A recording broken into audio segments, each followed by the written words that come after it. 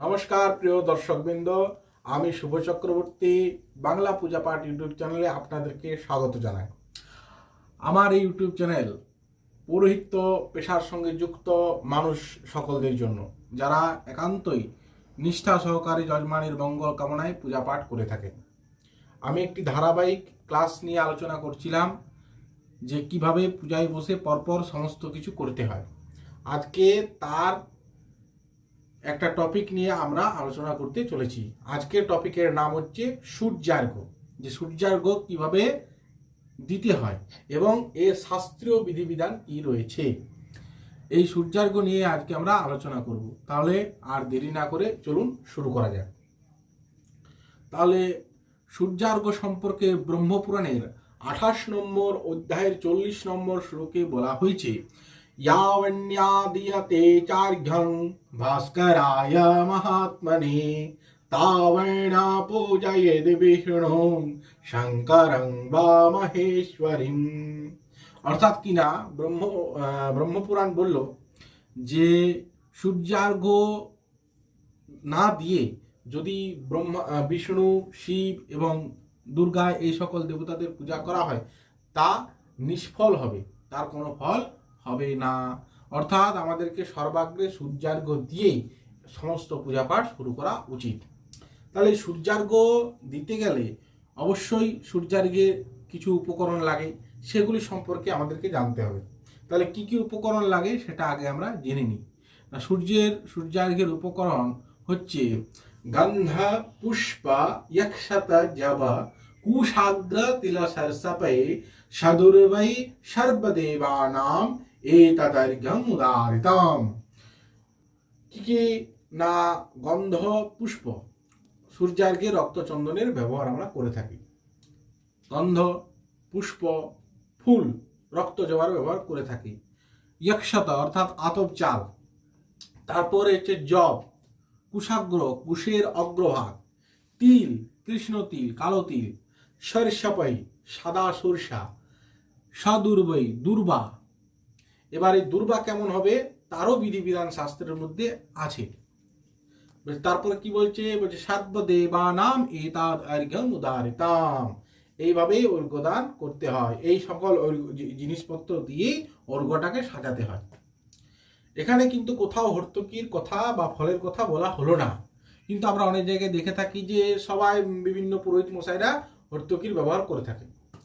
তাহলে কি তেনারা ভুল করেন? না, তেনারা ভুল করেন না। মহাকপিল পঞ্চরাত্রে বলা হয়েছে কুশাগ্রের পরিবর্তে আমরা ফলের ব্যবহার করে থাকি। যদি কোথাও কুশাগ্র না পাওয়া যায় সেক্ষেত্রে আমরা ওই ফলটির ব্যবহার করে থাকব। এবার সূর্যার্ঘ্যে কি কি লাগে সেই সমস্ত বস্তু আমি এখানে আয়োজন করে রেখেছি, আপনারা একটু দেখে নিন সেই সকল বস্তুগুলিকে। প্রথমে হচ্ছে আমাদের অক্ষত আতপ চাল, তারপর সাদা সর্ষে, এই যে সাদা সর্ষে, তারপর হচ্ছে কুশাগ্র, এই যে কুশাগ্র, পাদেশ প্রমাণ কুশাগ্র, এই যে পাদেশ প্রমাণ, উপর ওঠা একটু ক্যামেরাটা, পাদেশ প্রমাণ কুশাগ্র, এই কুশাগ্র। এরপর আমাদের প্রয়োজন হচ্ছে কৃষ্ণ তিল, কালো তিল, তারপরে আমাদের প্রয়োজন হচ্ছে জব এই মুহূর্তে আমার কাছে নেই, তাই আমি ধান রেখেছি। এই ধানের পরিবর্তে কিন্তু আমাদেরকে সবসময় জবের ব্যবহার করতে হবে, এখানে আমরা ধানের ব্যবহার করব না। তারপরে আছে রক্তচন্দন এবং সর্বশেষ আছে আমাদের কাছে দুর্বা কেমন হতে হবে সেটিও শাস্ত্রে বলা হয়েছে। হ্যাঁ, বলা হয়েছে ত্রিপত্র যুক্ত সগর্ভ, এইটি হচ্ছে দুর্বার গর্ভ, আগের ভাগটা, এটাকে বলা হয় গর্ভ। ত্রিপত্র যুক্ত সগর্ভ দুর্বা আমরা সূর্যার্ঘ্যে ব্যবহার করব। তারপরে হচ্ছে ফল, হরিতকি। এই যদি কুশাগ্র না থাকে, যদি কুশাগ্র না পাই তাহলে আমরা এই হরিতকি ফল ব্যবহার করব। আর তার সঙ্গে আমাদের কাছে রয়েছে রক্তজবা এবং একটি অর্ঘ্যের পাত্র, এরও পরিমাপ আছে। 8 আঙ্গুল সর্বনিম্ন কোষায় বা তাম্র শঙ্কে আমরা অর্ঘ্য স্থাপন করতে পারি। এবং এই পাত্রে আমার কাছে রয়েছে জল। এবার এই অর্ঘ্যপাত্র কেমন হতে হবে, এই অর্ঘ্যপাত্র নিয়ে আমরা একটু আলোচনা করি।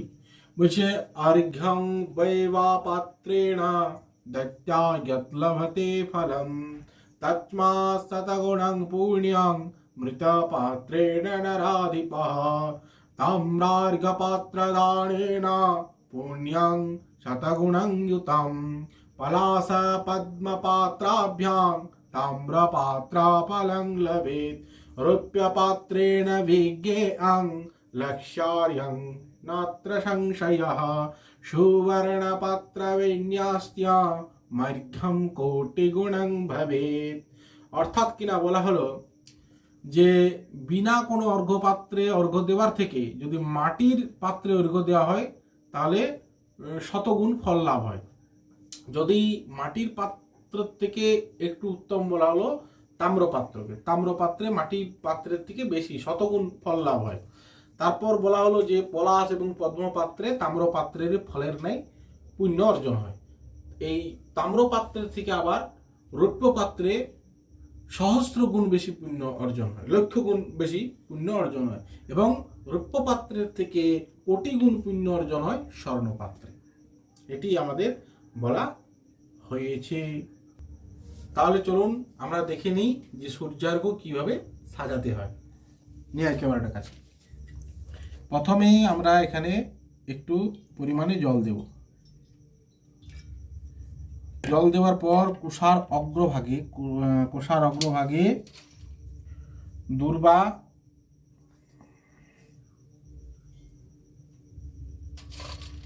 আতপ চাল,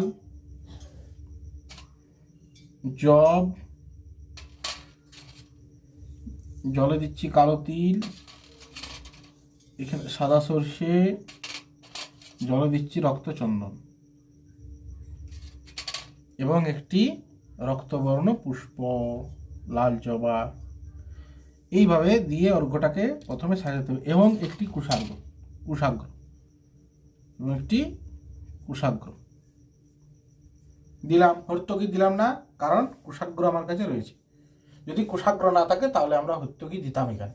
এবার এটাকে অর্চনা করতে হয়। অর্চনা করতে হয় প্রথমে অনবরন্দভাবে এইভাবে হাত, এটিকে ধরুন একটি সামান্য অর্ঘ্যের পাত্র, এখানে সামান্য অর্ঘ্য আমার স্থাপন করা হবে বা এখানে কোনো জল আছে, সেইখান থেকে আমি অনবরন্দভাবে নিয়ে প্রথমে সূর্যার্ঘ্যটিকে অর্চনা করব। বং এতস্मै अर्घ्याय नमः, 3 বার বং এতস্मै अर्घ्याय नमः, বং এতস্मै अर्घ्याय नमः। তারপর এটা রাখবো, ঠিক আছে। বলবো এতে গন্ধপুষ্পে, একটা লাল ফুল নিয়ে বা একটা যে কোনো ফুল নিয়ে, এতে গন্ধপুষ্পে এতস্मै अर्घ्याय नमः। এতে গন্ধপুষ্পে একটা ফুল নেবো, আবার এতে গন্ধপুষ্পে এতদ অধিপতয় দেবায় শ্রী বিষ্ণবে নারায়ণায়। তারপর আবার একটা রক্তবর্ণ পুষ্প নিয়ে বলবো এতদ সম্প্রদানায় ভগবতে শ্রী সূর্যায়। এইটা হলো আমাদের অর্চনা। এই সূর্যার্ঘ্য অর্চনা করার পর সূর্যার্ঘ্য দেওয়ার কিছু নিয়ম আছে। কীভাবে দিতে হবে, এই সূর্যার্ঘ্য কিভাবে দিতে হয় তাও কিন্তু আমাদের শাস্ত্রে বলা হয়েছে। কি বলেছে না, ধৃত্বা শিরসে তৎপাত্রম জানুভ্যাম ধরণীং স্পৃশেত মন্ত্রপূতঙ্গুড়াকেশং আর্ঘ্যাচার্ঘ্যং দদ্যাগবস্তয়ে ইতি আদিত্য হৃদয়। আদিত্য হৃদয়ে বলা হয়েছে যে মাথার উপরে সূর্যার্ঘ্যটিকে ধরে বজ্রাসনে বসে সূর্যার্ঘ্য দান করবে। তাহলে প্রসেসটা একটু দেখে নিই। প্রথমে আমরা বজ্রাসনে বসবো। বজ্রাসনে বসার পর সূর্যার্ঘ্যটাকে নেব মাথার এইখানে, ঠিক এই জায়গাটিতে, এবং তারপর মন্ত্রপাঠ করব। কি মন্ত্রপাঠ? ওম নমো বিবস্বতে ব্রহ্মণ ভাস্বতে বিষ্ণু তেজসে জগত সবিত্রে সূচয়ে সাবিত্রে কর্মদায়িনে ইদমর্ঘ্যম ভগবান শ্রী সূর্যায় নমঃ বলে এই জলটি, ফুলটি, সমস্ত কিছু এখানে দিয়ে দেবো।